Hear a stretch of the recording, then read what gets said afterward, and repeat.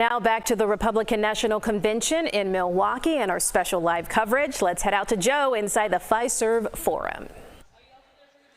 Hi, Erica. Tonight's session is already underway. As you can see, lots of high-profile Republicans on the speakers list tonight, including several former political rivals of Donald Trump, Nikki Haley, Ron DeSantis, Marco Rubio, just to name a few. And you perhaps can see over my shoulder there that Carrie Lake is speaking right now. She is running for Senate now in Arizona after a failed run for governor in the state of Arizona. Meantime, the theme for tonight is Make America Safe Again. I had a chance to talk with Eric Trump this afternoon about what his dad would do to reduce crime in Chicago if he's reelected.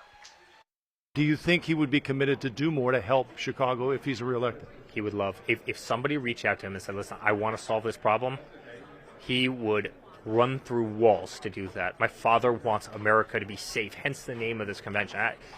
Hence the name of, obviously, tonight's activities. You don't see that at the DNC. They don't have a Make America Safe Again. Frankly, America has become less safe. New York's become less safe. Every major city in this country has become less safe.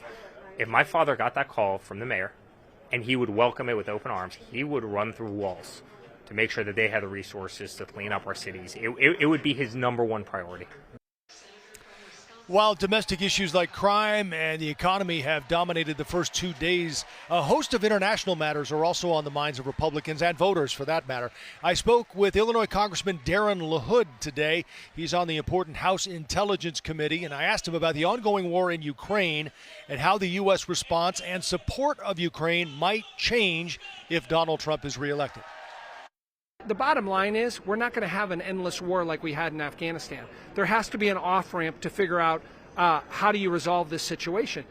But make no mistake about it, Putin is a thug. He is a dictator. He's an international criminal. No one wants to see the U.S. lose more in Ukraine than Xi Jinping in China. President Trump is aware of all those things. So I have no doubt he's going to do what's in the best interest of the United States.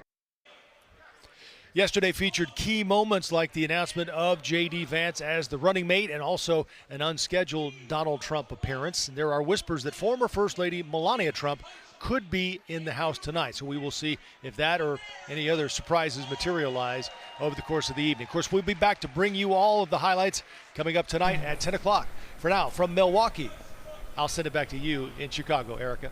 Thank you, Joe.